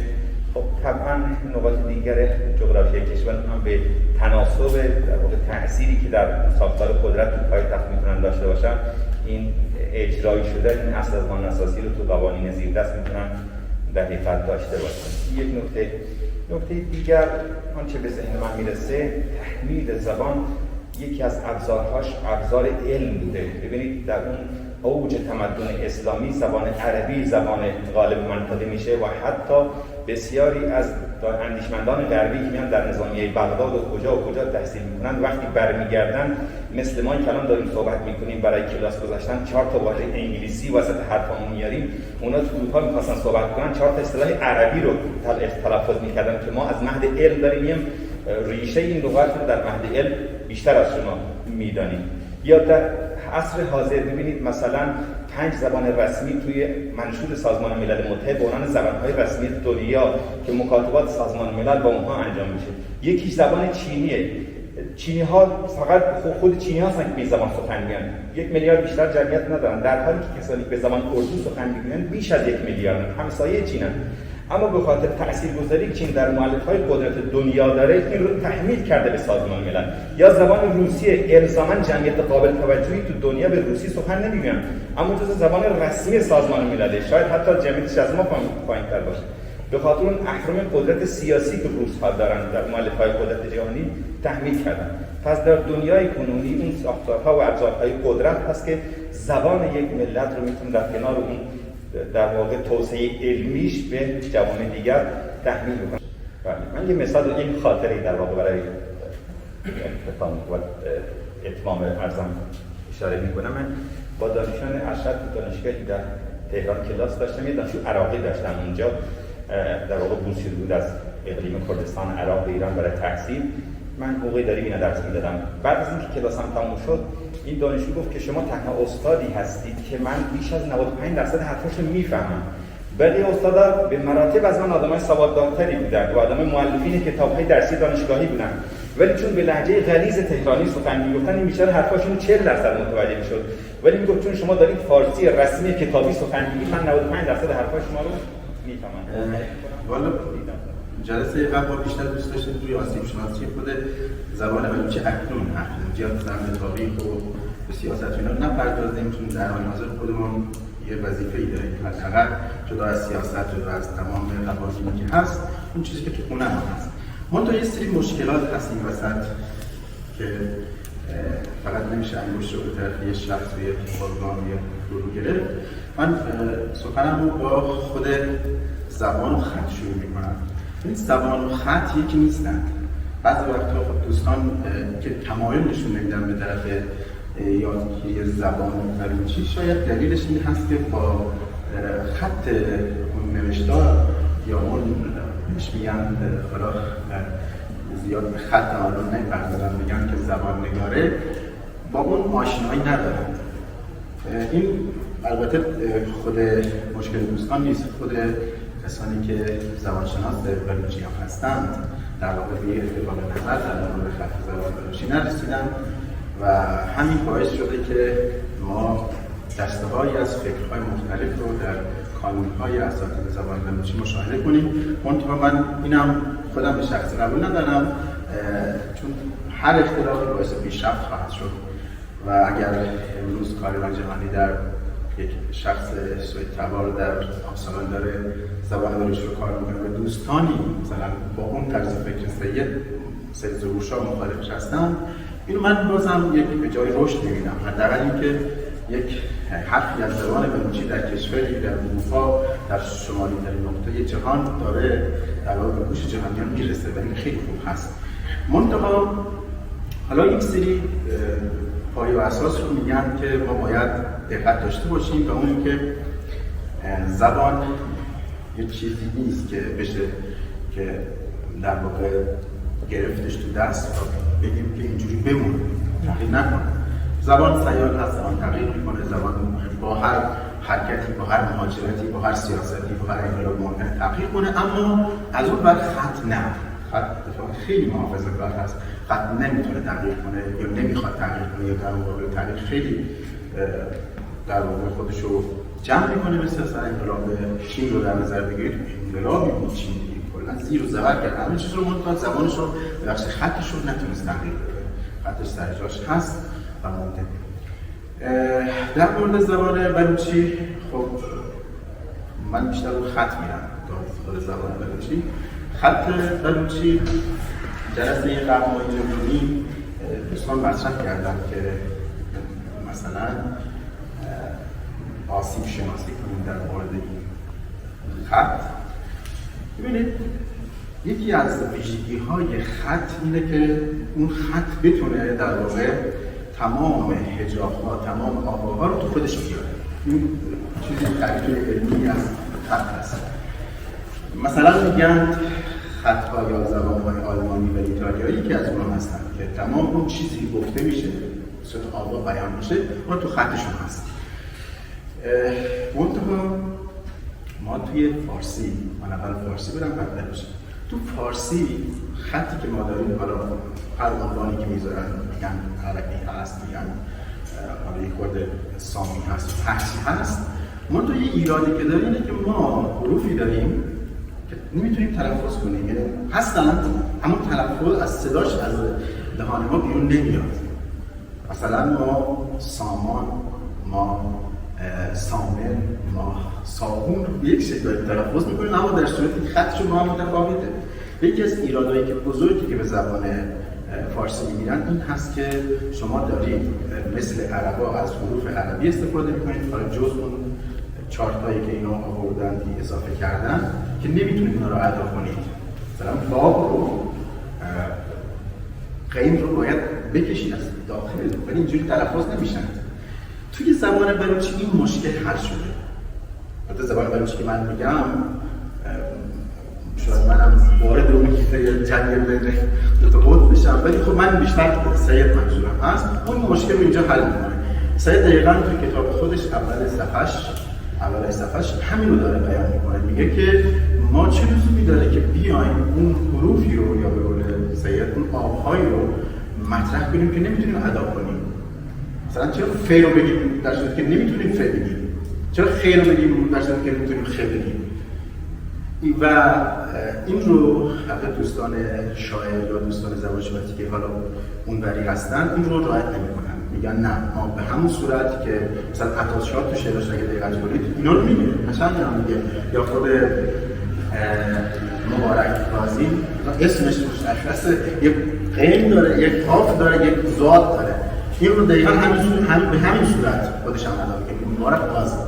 خب چه لزومی داره زبانشناسای حالا که وابسته به صحت هستن میگن چه لزومی داره که ما اون حرفهایی رو بیان کنیم بنویسیم که نمیتونیم بیان کنیم و این مشکل نه با فرهنگ سرا که به قول دوستمون این زمان میبره، یعنی ما بشینیم دور هم بگیم که مثلا ژاپن بگیم هیچ لزومی نداره، شما هر خطی هم آوردید میتونید استفاده کنید.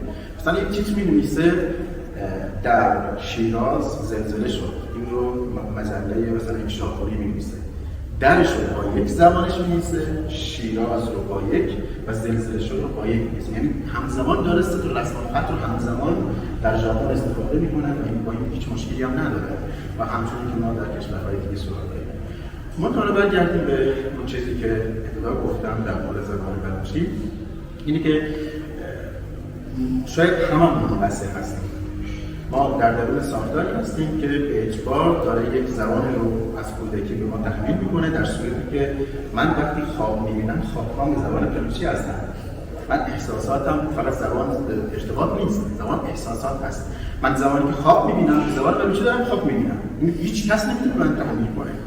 وقتی که حتی یک از دوستان من داشتم زبانشناس بود و روی فوش در واقع داشته آیین‌نامه‌اش می‌نوشت، میگفت که یک چیز جالبی که هست که هنگام عصبانیت اقوام یا ملیت‌ها به زبان‌های خودشون فوش میدن و این رو کسی نمیتونه در واقع به زور شما به شما کنه. این چیزی هست که در وجود شماست، یعنی زبان یعنی احساسات، اون چیزی که در درون من ریشه دوانیده در طول تاریخ. و اگر سیاست میگه شما زبان رسمیتون این باشه، من که در درون خانه که نباید اینجوری باشه. ولی خب به سیاست یا ساختارم میشه ایراد گرفت. چرا؟ چون رسانه مستقل برای ما نذاشت. اگر کرد امروز میتونه قشنگ پیشرفت کنه از لحاظ زبانی خودش، این هست که در طول تاریخ رسانه آزاد داشته و انجمن‌های شعر، انجمن‌های سیاسی، اصلا اون مشارکت اجتماعی و سیاسی و فرهنگی کرد داشته. من میگم نسبت به ما بلوچان خیلی پیشرفته هست و این هم در نظر بگیریم که یک دولت مستقل دارن و خیلی از اون لحاظ در واقع دارن تقویت میشن. اگر امروز تمام اینها هست، ما رسانه نداریم و کودک ما از ابتدا از کلاس ششم وقتی که وارد از کلاس از سن 6 سالگی 7 سالگی وارد اون ساختار آموزش رسمی کشور میشه، اگر تمام اون در واقع انرژی اون کسی که داره آموزش میده، آموزگار، معلم، صرف این میشه که آقا اون چیزی که شما در خانه میگفتید اون این نیست، اون یه چیز دیگه است، خب این برمیگرده به اون ساختاری که حالا ما ایرادش نمیگیریم. میگن که ما یه دوستی داریم توی در واقع لندن زندگی میکنه، میگه یک چیز جالبی که در مورد این قومیت‌ها و ملیت‌ها هست، که خب مهاجرین اونجا زیادن، خصوص لندن میگه قطب مهاجرین افغانی هست. میگه من به عنوان مترجم منو در واقع استخدام کرده سیستم آموزشی شهرداری، سیستم آموزشی شهرداری هست، من رو میبره داخل مدارس که میگه تو در کنار این دانش آموز افغانستانی یا ایرانی بمون، اون چیزی که من بهش میگم شما ترجمه کن، یا اون چیزی که ایشون میگه برای من ترجمه کن. این در واقع داره میگه شما با هر عنوانی که با هر ملیت و زبانی که وارد کشور شدید اون رو حفظ کنید، در کنارش این دوتا با هم متفاوته، در کنارش آموزش به زبان محلیتون و آموزش زبان محلی اینها خیلی متفاوت هست.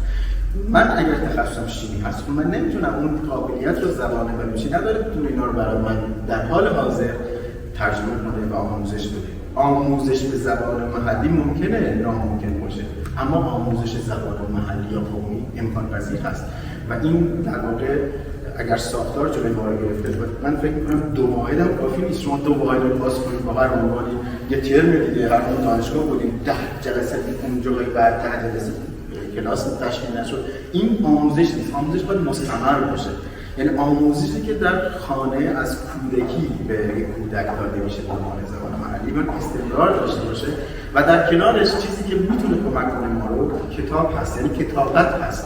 اگر امروز ما میگیم که من به احسان جان چون فکر بس گفتم در ابتدا، اگر من میگم تو هنوزم بلوچی حرف نمیزنی، خب اینا ایراد به همه ما هست. این چیزی نیست که من به شوخی بهشون گفتم. اگر کتابی رو امروز بیارن جای ما، اصلا همون کتاب سیاهی راست نیستا که سید رو بیارن، خیلی از ما مشکل داریم، بچه‌های ما مشکل دارن، چون گفتم آشنا نیستیم با این ساختار خطی ها. علت دوباره علت دیگر علت چیه؟ علت اینه که اون چیزی که استاد ما آقای قلندرزی گفتن، اگر امروز ما می‌بینیم که بعد مذهبی ما خیلی پیشرفته که در هر روستا ما نه یه مسجد، نه تو مسجد، 10 مسجد داریم، در کنارش 10 مکتب هم داریم، چون مذهب خیلی غنی است. مذهب داره به امری دعوت می‌کنه که هیچ کس تجربهش نکرده و در واقع همه دوست دارن به طرفش برن. اگر زبان ما هم در هر روستا، نمیگم در فقط مرکز شهر، مرکز کردستان، در هر روستا هم همچین مراکزی داشت، مثل مراکز جماعت تبلیغ، مثل مساجد، مثل مراکزی که بتونن اونجا زبان بلوچی رو حداقل یاد بگیرن، ما خیلی از نظر زبان پیشرفت داشتیم. امروز علمای ما که بلوچ هستن وارد منبر میرفتن، حداقل بلوچی تونستن حرف بزنن. کمپانی که داشتیم، البته ما علمایی داشتیم هم زبان بلوچیشون کتاب نوشتن و هم در کنارش کار مذهبی انجام دادن. و اینکه اگر امروز ما می‌بینیم بسیاری از زبان‌ها پیشرفت کردن، اینها اگر ما ببینیم زبان مثلا زبان یک کشوری وارد سینما شده، وارد فرهنگ شده، در کنار این زبان یک صنعت هست، صنعت کنارش هست، ولی متأسفانه ما همون حداقل‌ترین، یعنی چاپ کتاب، حمایت برای خرید کتاب رو ما هنوز نداریم. من میگم که برای اینکه زبان بلوچی بخواد خودش رو بشناسه و خودش رو تمام جامعه گسترش بده، هست که یک همت همگانی میخواد. سرمایه‌دار کنار ادیب وایسه، ادیب کنار هنرمند وایسه و همه اینها در کنار هم میتونن اون زبان رو تقویت کنن و اینجوری ما میتونیم نمودش رو در خونه‌های خودمون و در تمام سطح جامعه بگیریم. فکر کنم تمام چیزایی که میخواستم بگم رو همه عزیزان پوشش دادم، خیلی خوب بود دیگه. من خلاصه میگم در مورد اون چیزی که استاد فرمودن در مورد نظریه‌ای که فکر و زبان در ارتباط هستن. یک سری میگن آقا زبان اگر نباشه هیچ فکری نخواهد بود. یه سری برعکسش رو میگن آقا این زبان هستش که فکر ما و نظریات ما، توجه ما رو به بخش خاصی از جهان معطوف میکنه و این خیلی مهمه. الان یونسکو میگه آقا ما توی سال 2022 به بعد توی سالهای انقراض جهانی زبانها قرار داریم، یعنی در هر ماه گفتن ما یک زبان رو داریم از دست میدیم. به چه خاطر؟ به خاطر همین که گویشورهاش رو داریم از دست میدیم. تمام اون چیزی که عزیزان گفتن دقیقاً درست هستش. فقط من این چیزی میخوام بگم، اونم اینه که ما الان خودمون داریم به این سمت میریم که مثلا بگیم ما فقط فارسی صحبت کنیم، بلوچی رو بذاریم کنار، یا فقط انگلیسی صحبت کنیم، انگلیسی فکر کنیم، فارسی رو بذاریم کنار، بلوچی رو بذاریم کنار. اینطور نیست. ما توی زبان ها اصلا چیزی به عنوان قطعیت نداریم. اینو من میگم، همیشه هم میگم، چیزی نیست اینجا توی زبان ها نداریم 2 به اضافه 2 بشه 4. ما همچین چیزی رو توی زبان نداریم، ابسولوت نداریم. ما باید همین چیز رو به صورت نسبی نگاه کنیم. اینجا تغییرات زیاده، اوکی اینجا تغییرات هست، یه جای دیگه ممکنه تغییرات کمتر باشه و ما چیزی رو به عنوان یقینا قطعیت که بگیم این اتفاق قرار بیفته نداریم و همه اینها ملزم زمان هستش. یعنی ما با زمان داریم پیش میریم، همینجوری داره تغییر و تحولات صورت میگیره، سرعت هم داره و فقط تنها کاری که میتونیم بکنیم اینه که این جوامع کوچکی که ما داریم توش بلوچی صحبت میکنیم رو به قول دوستان نگه داریم. سیستم آموزشیمون اگر با ما همکاری نمیکنه، مثلا از بالا به ما گفتن آقا سر کلاس شما حق ندارید بلوچی صحبت بکنید یا بلوچی رو درس بدید، ما میتونیم بیرون توی خانواده‌های خودمون بچه‌های خودمون رو تشویق بکنیم. الان دیگه همه چیز در اختیار ما هست، فقط ما استفاده نمی‌کنیم. رسانه بلوچی هست، کارتون بلوچی هست، آهنگ بلوچی هست. اینها رو به بچه‌هامون نشون بدید تا اونها شوق، اشتیاق توشون ایجاد بشه تا اینها رو یاد بگیرن. من همیشه میگم تا زمانی که عزیزی دانش آموزی شوق برای آموزش نداشته باشه خب نمیره نزدیکش. هرچه من معلم تو سرش بچپونم که انگلیسی خوبه، فارسی بده، بلوچی بده، خب نمیره تا زمانی که شوق توش ایجاد نشه. پس ایجاد شوق به خاطر همین هستش. یه موضوع دیگه هم هست اینه که ما توی جامعه زندگی کنیم، مخصوصا همینجا اگر کسی یه خورده فارسی رو با لهجه صحبت کنه مسخرهش کنیم. یعنی دیدی لهجه بلوچی داشت، این بعد اجتماعی خیلی تاثیرگذار هستش توی روحیات بچه‌هایی که دارن بلوچی رو استفاده میکنن، فارسی رو هم استفاده میکنن. پس چرا؟ چون که ما زبان اصلی دامیننتمون، اون چیزی که از بالا گفتن و رسمی هستش، فارسی هست. پس ما چیکار میتونیم بکنیم؟ همون که بچه‌هامون شوق بدیم، یه ارتباطی بین زبان فارسی و زبان بلوچی ایجاد بکنیم توی مدارسمون. حتی من خودم گاهن برای اینکه استرس دانش آموز رو کم بکنم سر امتحان، میرم کنارش میشینم خود بلوچی صحبت میکنم که استرس از امتحان کم بشه، بعد امتحان انگلیسیش رو بده. چقدر فایده داره از منظر امپریالیسم دور بشن، اینکه چند زبان آدم بلد باشه، هم از نظر فکری این قوه حافظه تقویت پیدا میکنه، همین که با فرهنگ‌های مختلف آشنا میشه و هم این که میتونه از فرهنگ‌ها و منظرهای مختلف بیان یه چیزی رو نگاه بکنه. دقیقاً همین چیزی که استاد فرمودن که از این منظر اینجوری نگاهش میکنه، از این زبان به یه صورت دیگه نگاهش میکنه، از یه زبان دیگه ممکنه ضعیف‌تر نگاهش میکنه. خیلی ممنون، سپاسگزارم. اول که درود به احوال ما شما بخش عزیزان که هستید. اول در مورد چیزانی که دوستان دگو بهتون یک دو نکته اشاره کنم، بعد چیزی که بهتون پایسته در مورد خبر کنم.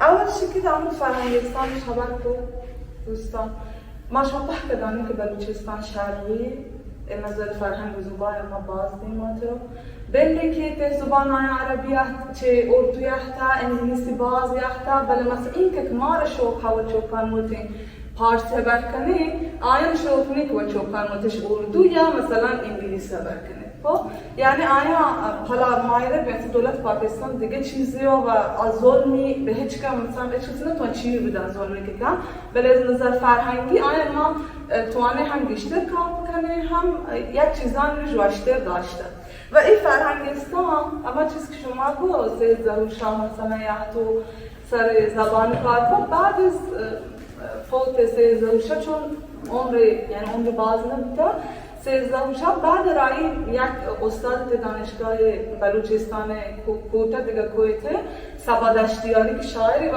بلکه مثلا بدانید کتاب هم نوشته، سبا یک آکادمی فرهنگستان زبان ته کراچی واقع به نام سید ظهورشاه که دیگه این وقتی کتابان دست ما شما هسته که پدا حالا یک مثلا انتشارات کویته یا مکوتا یا شال مکولی و شال نام بلوچی و واش بود شا ارتباطات همه فرهنگستان. خب فرهنگستان یه پژوهشگرا بودیم ولی در واقعیتی ما جزو کسانی که پدیوم و به واسطه کار واجبکارون که مثلا دانشگاه گلاشه تدریس کن جزو که گفتش که حتما اگر پیتش پژوهشگرای بجنی حوزه زبان باید یک عضو مثلا هیئت علمی بیاد این کار انجام بدن و تحت عنوان یک پژوهشگرای زیر نظری مثلا آموزش عالی که مثلا رشته بگوید. باز این دنگفنگی هست که متاسفانه مثلا دانشگاه زاهدان هستی دیگه واحد زبان بلوچی اختیاری هست و دکتر شعبخش تدریس که ما رفتیم کنسر کلاسی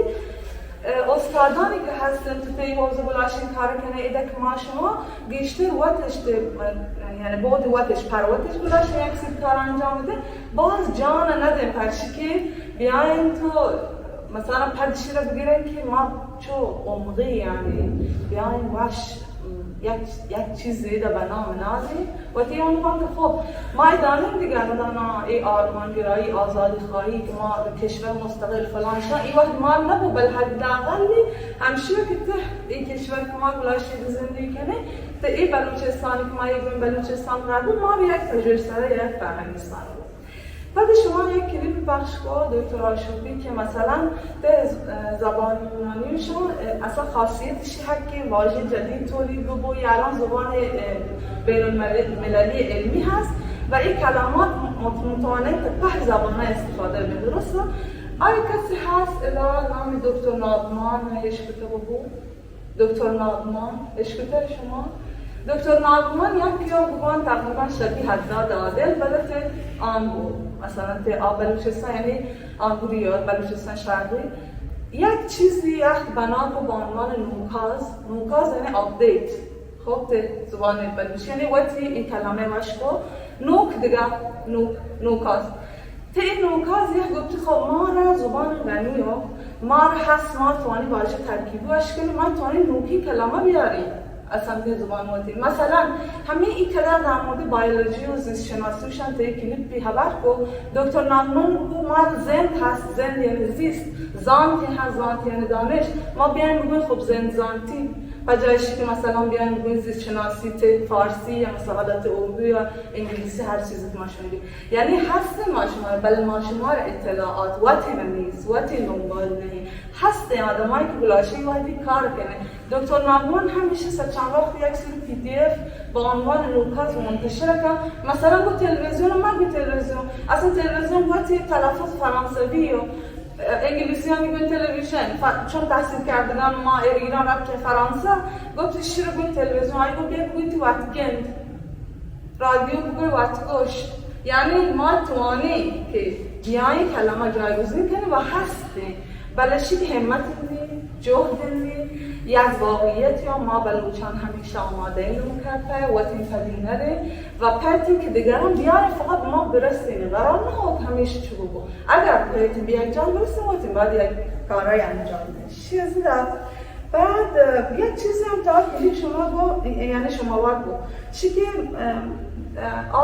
زبان فارسی که من رفته هند تفاوت بین گفتاری نوشتاری میتر نظر اون چیه که زبان بلوچی اتفاقا تفاوت بین گفتاری و نوشتاری اصلا نیست پرچی چون بلوچان قبل از شکسته زروشا به یک روز رسم و خط بیاره همین زبان گفتاری بوده شعران نسل به نسل منتقل بوده خبر پرتش پرچی ما فکر کنیم نوشتاری سختو بخاطرش که ما را زبان وقتی یعنی هجوم کلمه واژه غرض نگرفته مثلا فرهنگان دیگه انگلیسی فارسی و این وقتی عوض بود زبانی من چه واژه رو تو ملکه بر نکنم یا مثلا واژه من چه که ندارم بام پیرو کنم گب نجم چون که تحصیل کردگان ما مثلا سرامان باشد ما جز به شهرانیم که به شدت یعنی تنها گویش زبان بلوچی که به شدت گرامر دستور فارسی زده اصلا زبان بلوچی معنی که بگوی سر میز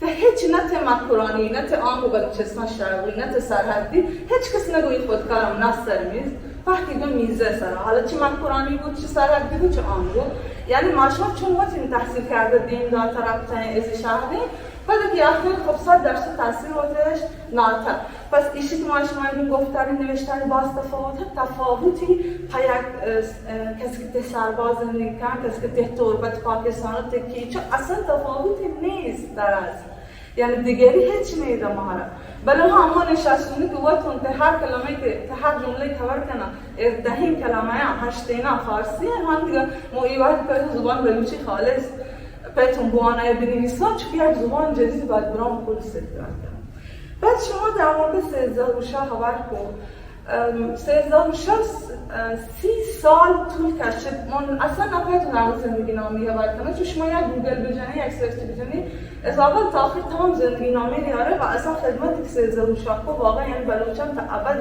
ابد اگر بپرتش مثلا یعنی چی من پاتیای دین بدین پری که مسئله تشکر بکنه نتوانه بخاطر چی تمام عمر وقتی نه پچی تمام عمر دنا باز پیش شما یک دیوان نندی بلوچی تو این مثلا حالا کنسرتان که برگزار کنه یا یک موضوع شروع کن خبر کرده این شعر باز بلکه وقتی شما هیچ کتا که مثلا شروع کنین دال نام منی نام تی نام خدای باز یعنی کسان که رفتن دیوان بلوچی بازش بلکهش بوده گال یعنی چه؟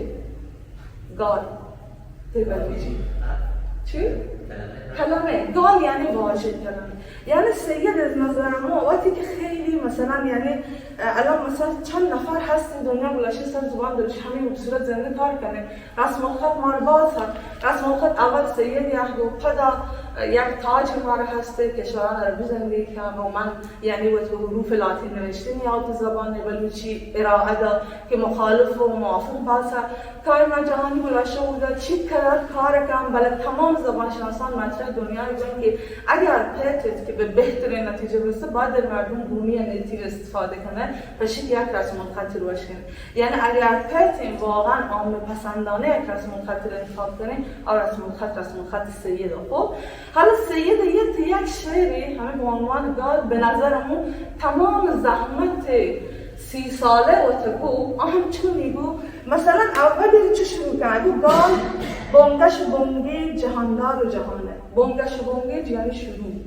اگه کلمه شروع جهاندار و جهانو بی گالا جهان هیچی و بی نام جهاندار یعنی اگر گال ما بو کلمه بو نه جهان من نه جهاندار کسی که گلاشو مثلا اصلا خلق کرده خب ما شما تحکان گلاشی ته زبان یعنی معنی کنیم درست تا حتی لفظان مثل خدا و دین و هر چیز دیگه دید پدر یه گفت که گال نام منی نام تایی نام خدای بی گالا من و تو خداوند مجام دار یعنی اگر گال مبو ما پهکم گاریم هیچی نه زبان مبو شما اگر یک آدمی را پوچ بلوچی گوهر بودی یکی گونگ بگو و یکی را زبان بگو خبر بکن چاری هر دونان پوچ بلوچی گوهر هر دونان فرهنگ بلوچ گلاشن پیشه داره ولی اگر ما شدون بیایی خبر کنی کجا یک زودتر تواند هویت ما پیش بداره اگه زبان های اگه زبانی نیست اگه زبان هست 100% اگه زبان هست زودتر گلاشه هویت واقعی مثلا اون به عنوان یک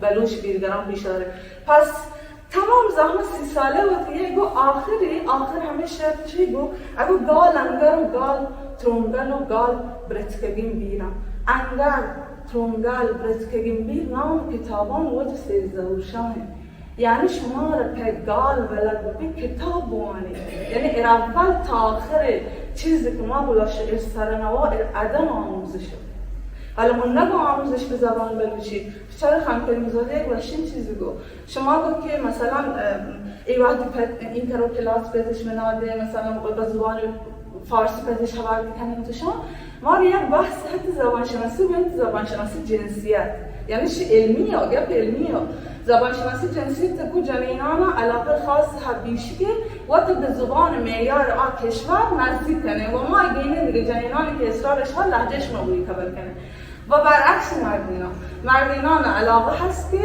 به زبان ماتی و تش بیشتر خبر کنه یعنی لهجه بیشتر بداره شما اگه یک مردین بلوچی چی ما خبر کن تاتی بگو و فارسی گو و بعد ما جنینان همینده که مثلا نگو و ندام که فارسی مثلا و نیست چون که تاثیر زبان ماتیه خب من چون بکنم و بیر ماتان آموزش بدم دیگه یعنی ماتی که گلاشن چوک تربیت کن باید آموزش بگیرنه تا پدا این زبانمون زنده بگو داشتیم بگو یا هر چیز دیگه و در مورد چیزی شما باقی قدم درزی که درست تا حوزه علمیه مثلا یعنی میشه انتخاب ما شما و تو که ما به چه زبان خبر کنیم ما وقتی که گلاشتون نوشتن و انتن زبان بلوچی یاد گیران تا یک گروهیتون یک آقای هستن تودا آواجه وقتی مولایت یعنی مولویت و خانومی جنی همه ته مدرسه دینی چوکان قرآن پیشه داشت یادی دادن قرآن منته شی احتیاط زبان بلوچی یاد گیرن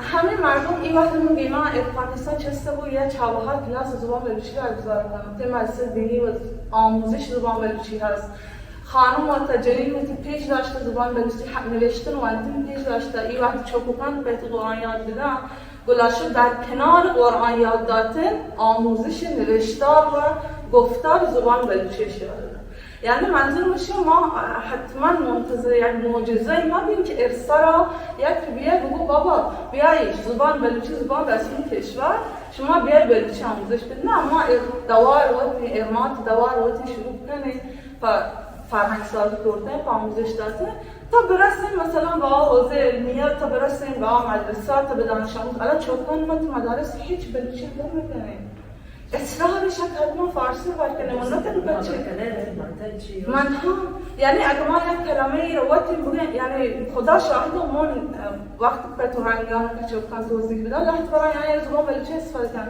من گوه شوز لحظه چوکان هیچ ندانه شوز چه رنگی رو یعنی اصلا کلمه شوز دیگه ربطه باره لغاتش صاف زیاد جایگز بوده چه شندری هرده تمام مثلا شروع میکنم ما با عنوان ما پختی که دانستیم نه کسانی که دانسته هر کسی در رسالتی ما در برابر این موضوع رسالت میشه ما مجلس شروع کنه رسالت شما به خداوندی شد که شما این جلسات گلاشی برگزار کنید و هر کسی که اعلان نمیده خواهش کنم یک چیز دیگه هم به کسانی که علاقه شد من کتاب نکنم معرفی نکنم و تو هم یعنی چی به نوک رهبری اون چی که گلاش ما دیگران ولی یک سایت هست باسک باز یعنی عضو به معنی عضو ها.